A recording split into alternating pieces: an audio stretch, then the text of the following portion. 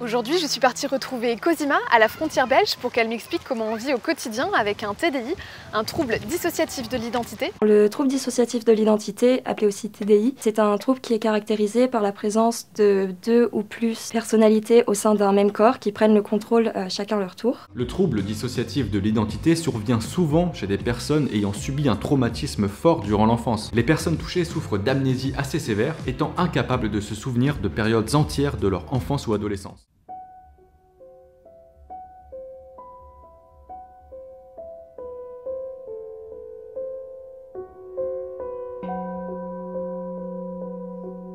Moi, j'ai parfois l'impression que je suis une volière, qu'il y a des oiseaux, que ma tête, c'est comme une cage où il y a des oiseaux fous qui se bécotent parfois les uns les autres et qui se battent souvent les uns contre les autres. BHL, c'est autre chose, c'est un avatar qui se balade, qui est comme un diable, parfois très loin de moi.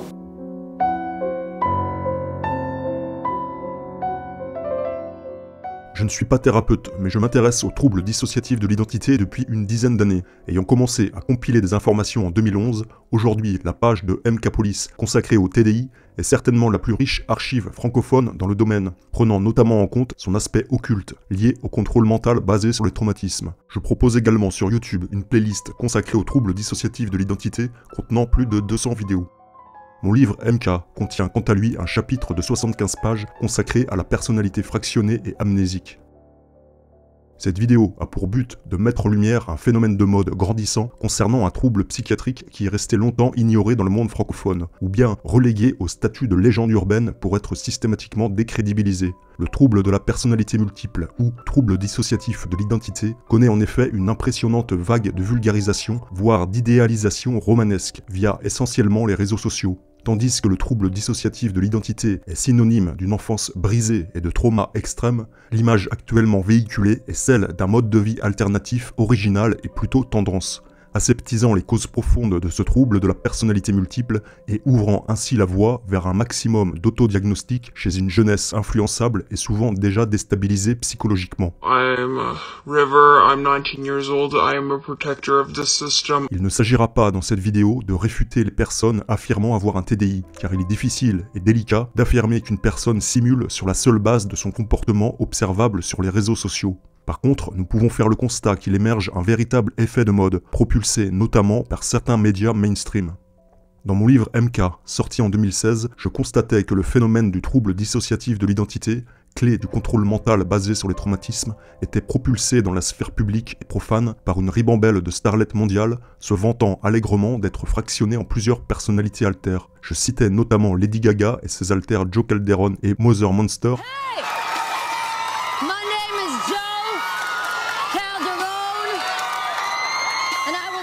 Beyoncé et sa personnalité altère Sasha Fierce.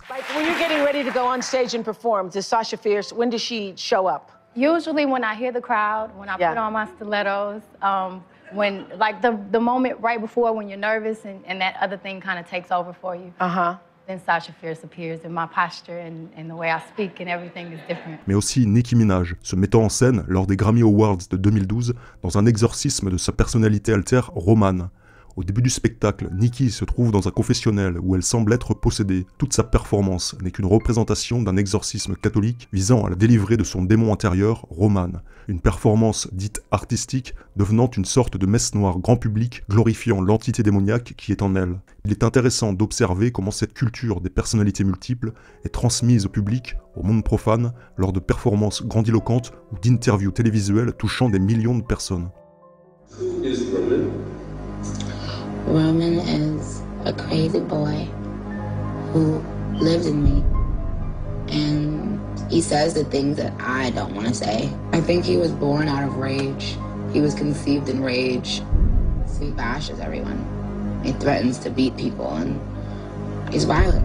Les personnalités altères de ces stars mondiales, qu'elles soient fictives ou de réelles dissociations de la personnalité, sont donc représentées aux yeux du public comme des identités indépendantes et autonomes. C'est ici une manière de rendre glamour et tendance les personnalités fractionnées par les traumatismes, autrement dit, d'infuser une sous-culture ultra-violente dans la culture populaire sous la forme d'un divertissement.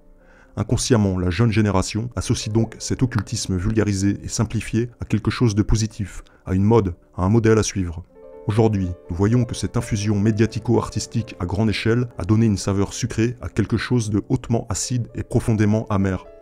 Nous avons par exemple le média de propagande mademoiselle.com qui publiait en mars 2021 « Je pensais être une meuf étrange, en réalité j'ai un trouble dissociatif de l'identité ». Tout récemment, c'est le média Combini qui propulsait sur le devant de la scène une jeune et charmante youtubeuse affirmant avoir une dizaine de personnalités altères, toutes plus glamour les unes que les autres. Je vais commencer par me présenter. Je m'appelle Lily, je suis un alter du système Olympe et je suis ce qu'on appelle l'hôte d'un système, donc c'est-à-dire que je suis l'alter qui est là le plus souvent, qui gère la vie quotidienne, le travail, etc. Ensuite, il y a Anna, on a Lucie, on a aussi Charlie. Jay, c'est la deuxième qui fronte le plus, elle est très très souvent avec moi. On a aussi du coup Luna, elle est à l'image de Harley Quinn. Quoi? Oui, allô quoi? Je dois tuer tout le monde et me casser? Selon cette youtubeuse, tous les enfants seraient naturellement divisés en plusieurs parties qui doivent s'unifier après l'âge de 6 ans pour former la pleine identité de l'individu. Le TDI, c'est donc le trouble dissociatif de l'identité. C'est un trouble qui survient durant l'enfance. Quand on est enfant, on a plein de parties en nous qui nous permettent de nous adapter à plein de situations différentes. Et à l'âge conscient, entre 6 et 9 ans, ces parties, elles s'assemblent pour devenir vous, votre identité. Mais dans le cas où l'enfant il subit un stress qui est trop intense, des traumatismes, etc., il se peut qu'en fait, cette étape ne se fasse jamais. Et donc, chaque partie grandisse indépendamment des autres. Et donc, en fait, ces parties-là, c'est des alters. Elle nomme cela l'intégration, terme habituellement utilisé par les thérapeutes pour fusionner les personnalités altères d'une victime fragmentée. Entre l'âge de 7 et 9 ans, c'est-à-dire l'âge conscient, c'est l'intégration. Avant cet âge-là, en fait, on a plusieurs états alternatifs de conscience qui nous permettent de nous adapter à plein de situations différentes parce qu'on est en train de découvrir la vie. Et en fait, toutes ces parties qui nous ont permis de nous adapter se réunissent à l'âge conscient, donc entre 7 et 9 ans, pour devenir vous, en fait, une identité complète. Sauf que dans le cas où l'enfant il vit des traumatismes, du stress très répété, etc., l'intégration ne se passe pas forcément, et quand elle ne se passe pas, chaque partie grandit de son côté et développe sa propre personnalité, ses propres goûts, mais aussi ses propres souvenirs. C'est comme ça que le TDI se forme. Ici, il me semble qu'il y a une certaine inversion, lorsqu'on affirme que l'enfant est déjà naturellement divisé en plusieurs parties, nécessitant une phase d'intégration, et qu'on ne parle absolument pas des états dissociatifs extrêmes qui sont la cause profonde et première du fractionnement de la personnalité de l'enfant. Raison pour laquelle les occultistes emploient les pires moyens dans leurs rituels traumatiques. Électrochocs, aiguilles, viols et tortures sexuelles, la terreur psychologique et physique absolue visant à conduire l'enfant au-delà de l'arc-en-ciel, à traverser le miroir de notre dimension. Zum Beispiel uns also Strom reingemacht in uns, so an uns. Und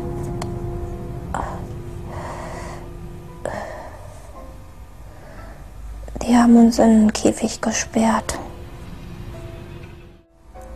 Die haben uns Verletzungen gemacht am Körper. Schnitte. Schnitte. Was weißt du noch? Dass die uns oft gefesselt haben an so eine Vorrichtung. Ich weiß nicht genau. Geschlagen. Und mit einer Peitsche. Die haben uns da auch Die haben uns ganz oft missbraucht. Das haben die dann immer gemacht, wenn sie mit den anderen Sachen fertig waren. L'enfant n'est pas naturellement fractionné, il le devient par une succession d'états dissociatifs extrêmes, parfois volontairement provoqués par des adultes dans un but de programmation mentale et d'asservissement. Unrestrained physical terror ausüben, das heißt ungehemmten körperlichen Terror, also Folter auf die Kinder, mit dem Ziel, die Kinder auch gezielt zu spalten. Und zwar so, dass der Schmerz unerträglich wird oder der Stress unerträglich wird, das Kind in einen dissoziativen Zustand geht. Das können die sehr schnell merken, wenn ein Kind dann so glasige Augen kriegt oder die Augen schließt oder wegdriftet, plötzlich keinen Schmerz mehr fühlt, erstarrt, erschlafft, was auch immer. Und die sagen dann, gleich wird der Schmerz aufhören. Dann wirst du die Augen aufmachen und die Augen aufmacht, wird Jasmin heißen zum Beispiel und Jasmin wird alles tun, was ich sage. So schaffen die Täter bestimmte Anteile. Diese Jasmin wird dann zum Beispiel angesprochen. Jasmin, komm raus.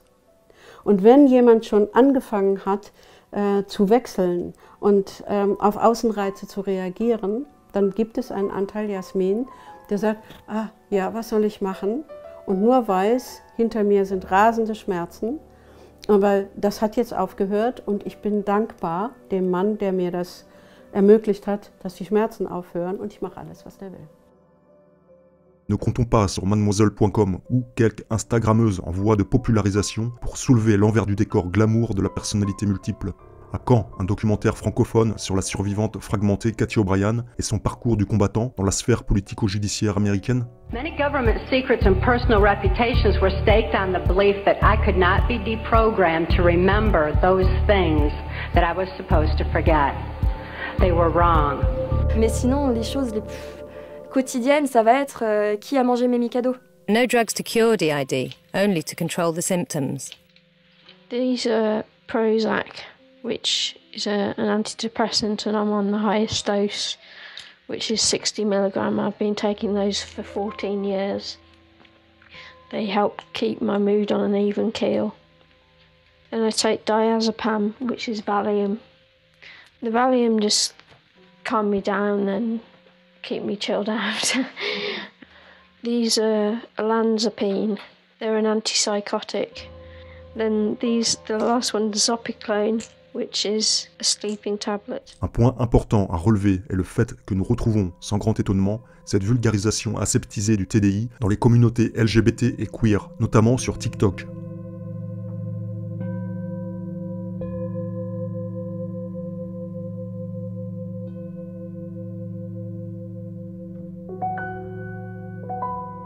We identify as first as we, and we identify as multiple. Sometimes we say we have DID, sometimes we say we're plural, but multiple is the main word. I consider myself being part of a DID system. So you could say somebody with dissociative identity disorder, or if you wanted to refer to us collectively, it would be saying that I'm part of a system of alters. The last count, which was actually about 2 weeks ago, I had 22, I think. 22? We're 9 people living in one body. So we went from 3 to 9 over like 7 years. Le sujet est traité ici de manière très légère. L'aspect hautement traumatique avec ses graves conséquences semble relativisé ou tout au moins passer au second plan. Ce court entretien laisserait presque penser qu'avoir plusieurs personnalités est quelque chose de cool, une originalité mettant un peu de piment dans le quotidien.